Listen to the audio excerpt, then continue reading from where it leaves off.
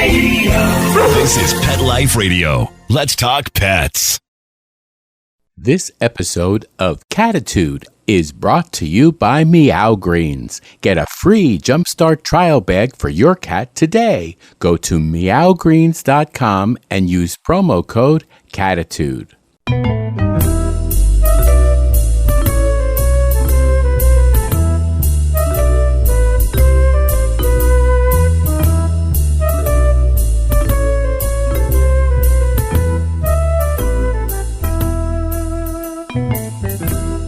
Feline friends, welcome to Cattitude. I'm your show host, Michelle Fern. Now, this, I was told, is episode 268. I have never had a topic quite like this, so I'm really excited. My guest today is a contributor to a book that talks about cats in horror, sci-fi, and fantasy movies. So stay tuned. We'll be right back. Take a bite out of your competition. Advertise your business with an ad in Pet Life Radio podcasts and radio shows.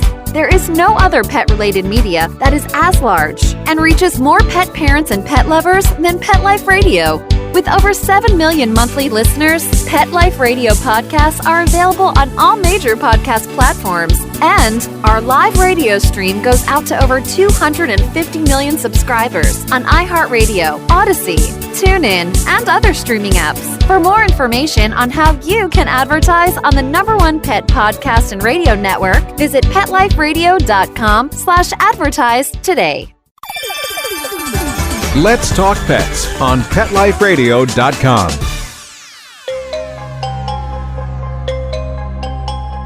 Welcome back, everyone. I'd like to welcome Christopher Robinson. He is one of the collaborators of several for the book Meow, Cats in Horror, Sci-Fi, and Fantasy Movies. Welcome, Chris. Can I call you Chris? Yeah, of course. Yeah, okay. Thank you. Thanks for having me, Michelle. Yeah. I'm very excited to have you. Can you share a little bit about your background? I know you're one of several collaborators on the book. This is quite a book. Yeah, it's like a compendium of basically, it's pretty exhaustive. Just about every cat-themed horror and sci-fi, movie known is probably mentioned in it. My background is, I was generally writing about Western history and film for a period because I was the senior editor of an online publication called Western Magazine Digest. But over the years, I've been contributing to these reference guides that Vanessa Morgan has been publishing. She's actually in Belgium. She's they call her the Stephen King, the female Stephen King of Belgium. Well, of anywhere, I guess. But she's the one that sort of agglomerates all these international writers. And her, cats are an obsession for her. She's written novels about cats, and she's written these film reference guide about horror and sci-fi. But this time she coalesced her two favorite interests and made a whole reference guide that just covers every cat-themed horror and fantasy and sci-fi film out there. And that's Vanessa Morgan? Yes, Vanessa Morgan. Yeah. There's another celebrity named Vanessa Morgan that's probably more known in North America, but this Vanessa Morgan's pretty popular in Belgium and Europe. She's in charge of a lot of film festivals, and some of her books have become films too. Okay, now what about you? I know you're a writer. Are you into cats? I'm not into cats. I'm into films, though. Films, okay. Big film buff, yeah. But since I helped her out with these other reference guides, I guess she coaxed me into kind of giving her something for this. But there were some films that I was a fan of that have cats in them, so it was an easy thing to, yeah. Maybe they're calling to you. Maybe adoption.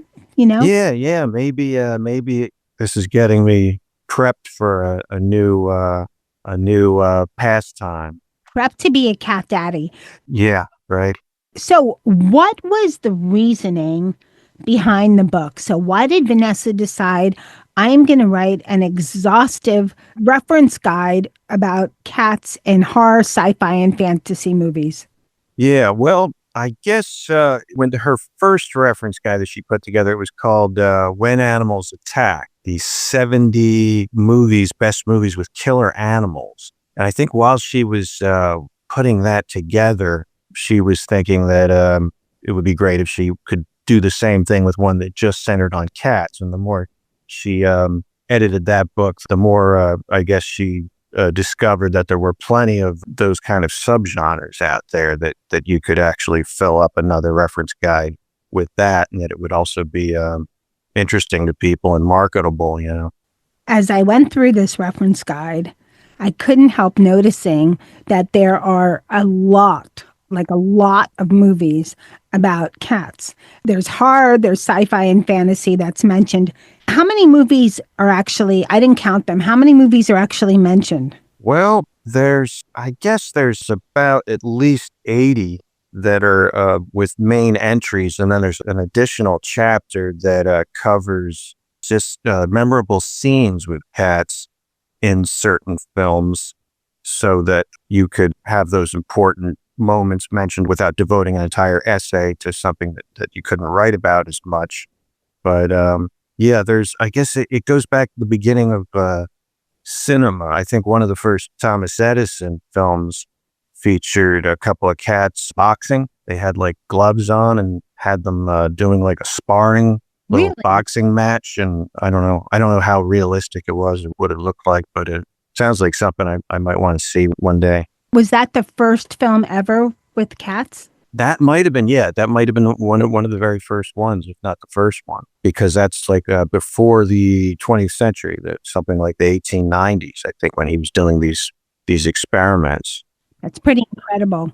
I've talked about this on the show before, but not in the genre of film. We were discussing, it was more with Halloween, but this is not that. And Halloween is many months away.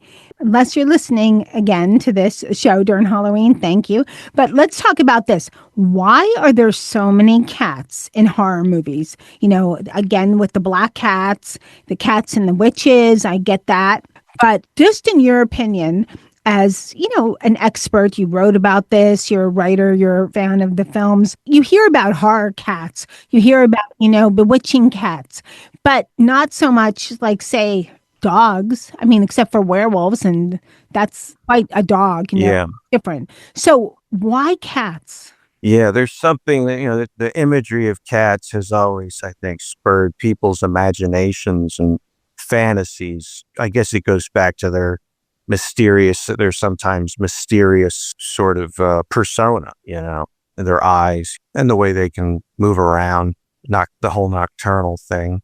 And that's always fed into people's imaginations in terms of what you can do cinematically and in literature and so on, which is probably why they're the subject of so many fantastical and horrific films and videos and books. Or they could just be in the periphery sometimes. They're a part of the storyline or just off to the side, but their imagery is memorable, even in a story that doesn't concentrate specifically on cats, or they don't figure into the story at all.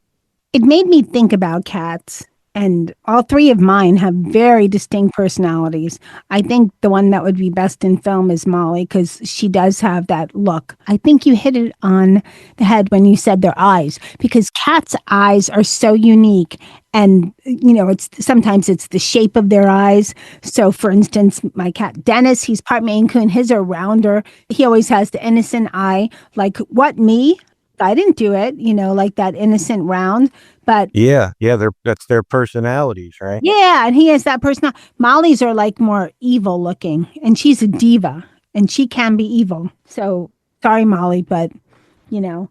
Well, we should sign her up, maybe. If she's take one of these to make it into a film, right? Yeah, she has to get in better shape, though. She's a little fat. I think those cats that did the prize fighting made like $35 a week or something like that, and that wasn't too bad in those days. Prize fighting? Yeah, those boxing cats. Hopefully fake. Yeah, well, they didn't have ASPCA back then, but hopefully, somebody was making sure it didn't get too crazy.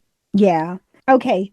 So let's get back to the movies. Like I said, there is a lot of movies. If you like cats and you like movies, this is the book for you. Now, I mentioned black cats, but there's not only black cats. I saw gingers. I saw white cats. I saw what I think is gray, because some of these are in black and white.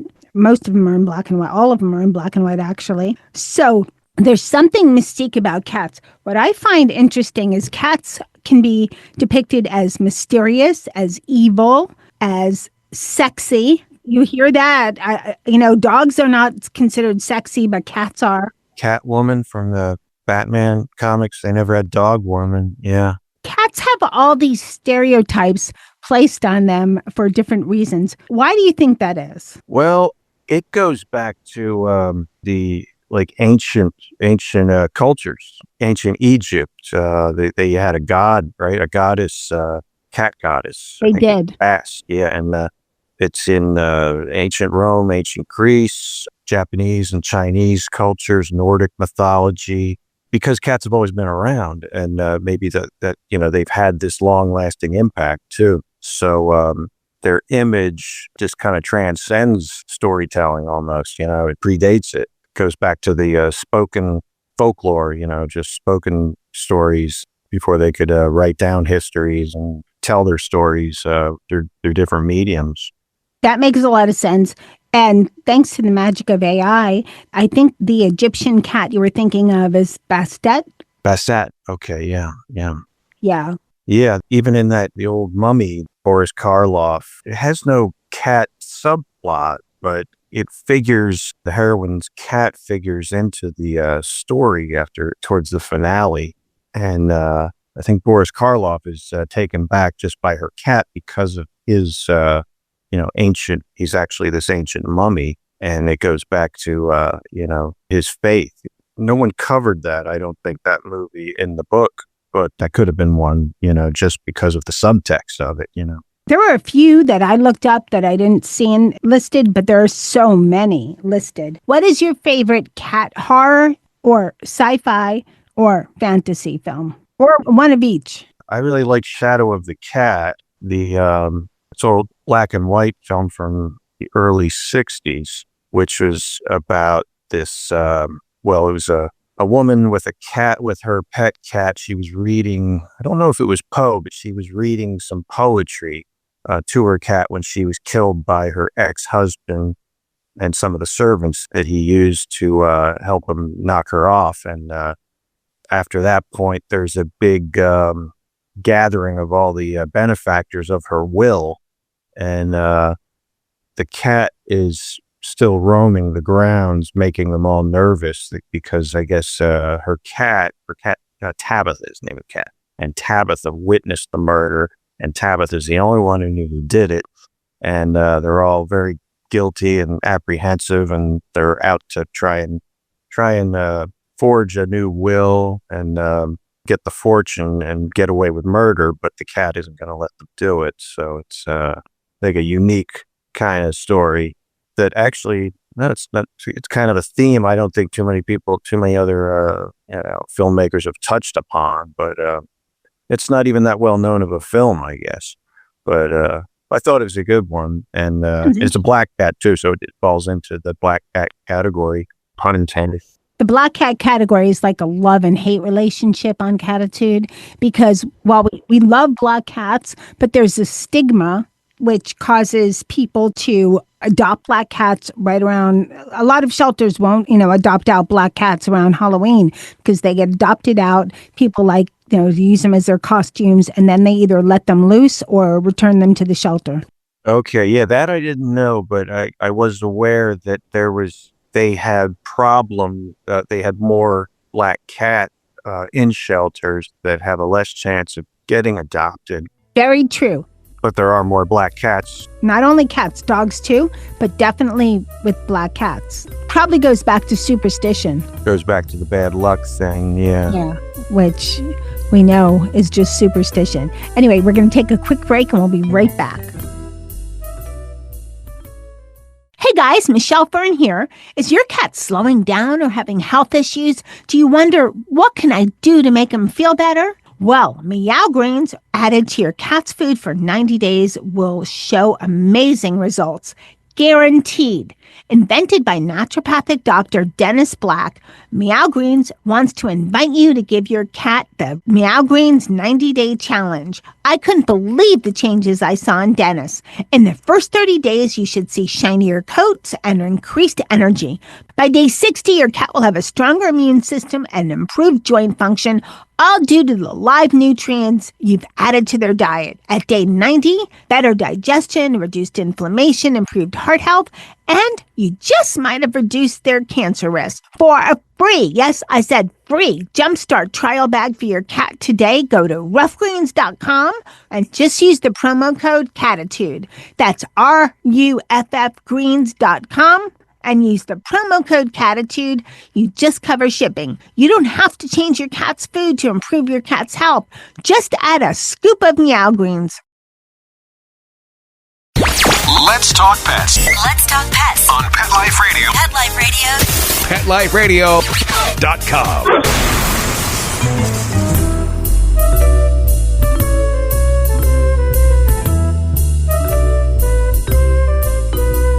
Welcome back, everyone. I'm talking to Christopher Robinson. He is a collaborator of the book Meow, Cats in Horror, Sci-Fi, and Fantasy Movies. Okay, so moving along with my questions on cats in horror, sci-fi, and fantasy movies, which I don't watch that many of them. I have watched some, probably more sci-fi than fantasy and horror. I don't watch a lot of horror because then I can't sleep. But very interesting how the cats are depicted. It's also interesting to me that this is not just something in North America. We're based in the U.S. We have lots and lots of listeners, which I'm always grateful for in the U.S., but our listeners are all over the world because, digital, we're on the internet. So with that in mind, it's interesting that this book has films from all over the globe. What country do you think has the most? I think Japan. That's what I was going to say. Yeah, they have a whole subgenre just about supernatural cats. So that's a popular thing right there. There's a multitude of movies and stories made just about those type of cats. But that's probably, just like with China, I think that's something that's been in their culture for a long time, that kind of those entertainment ideas. And the other thing is, I had a show a long time ago, and cats they're very popular in Asia, and they're also popular. I think I might be getting this wrong, so somebody will send me an email and correct me, but I believe either in China or Japan, cats are actually considered good luck, not bad luck. It's interesting, yeah, because it depends like whether whose culture is influenced by neighboring, country's culture or something like that, And that would make sense that another region would see it in a totally different way and proliferate a different kind of tradition. There's even the Yule cat, which is, I guess that's Nordic. It's supposed to be it's like a myth of a giant killer cat. I would equate it to sort of like children's tales, fairy tales, to encourage kids to be good children by remembering certain fairy tales. I think in the case of the Yule cat, it's a monster that comes out when the Norwegian children, if they haven't done their chores before Christmas, the cat will know by the way the house looks, and then the cat will emerge from the shadows. Saint Nick, not to bother. Yeah. I guess I would imagine that would do the trick. That would scare me into doing my chores. That would. Okay, so I got clarification. It's Japan, Scotland, and parts of England that consider black cats good luck. I remember doing a show way back, and it was actually Japan that was what I had previously talked about, that black cats are considered good luck. And there's actually really nothing against black cats crossing your path. Don't do anything other than any other cat crossing your path. But there's the stigma of imagination, which will cause people to say, something bad happens after I see a black cat. Let's attribute it to the black cat. Right. You have to blame something or someone, right? Yeah, of course. So I found in going through the book, I found some that I found interesting. There's a few popular movies. These are the ones that I found that most popular. Horror, Pet Cemetery. You talk about the 1989 and 2019 version. Cat's Eye. And of course, The Black Cat with Edgar Allan Poe. And then for science fiction, Alien. And then The Cat from Outer Space. Fantasy, there's just a lot. And when you mention Japan, because a lot of it is anime, am I pronouncing? Yeah, anime, yeah. So there's a few movies in that style as well.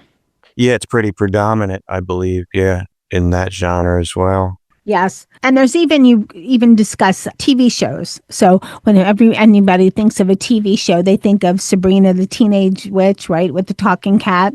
Mm-hmm. Right. Yeah. Forget the name of the cat. Right. And then this is an old, I wasn't around when this came out, but I've seen it. Bewitched.